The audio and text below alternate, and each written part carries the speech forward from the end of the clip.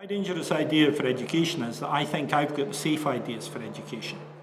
I think that the real risk and the real danger in education is that we adhere to some of the thinking that we've got currently. All of the research that we have, all that we know, leads us to believe that for the world that we're living in, young people need a mixture of skills, and they need a range of attributes, and they need to be smarter. They need to be learners far more than they need to be learned. And what we're talking about in this emporium is exactly how we achieve that. That's not dangerous. That's what makes us safe.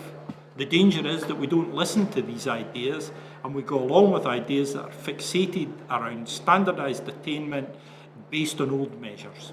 What would I change in the system? I think what I would change is we would listen more to the voices of those who are trying to move us forward rather than the voices of those who may be inclined to hold us back. I would open up the system. I would follow a number of the tracks that I think Scotland's encouragingly followed to look at much more empowerment, much more dispersion around leadership. I think more events like this would make a massive difference where people are here to discuss, to make a contribution, not to be talked at, not to be talked down to certainly, but where they've got an opportunity to shape what they do. Finding ways to allow the best of our professionals, and there are many of them in colleges, schools, voluntary sector and elsewhere, to do what they want to do with energy and enthusiasm. Finding ways to do that's the biggest change I would make.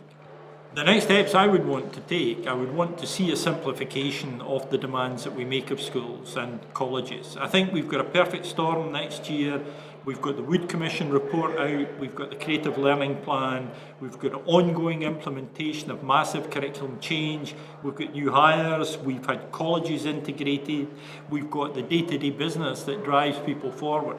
We need to find ways of cutting through that, being clearer about purpose and finding much more constructive and meaningful ways of measuring how far we're progressing towards fulfilling that purpose.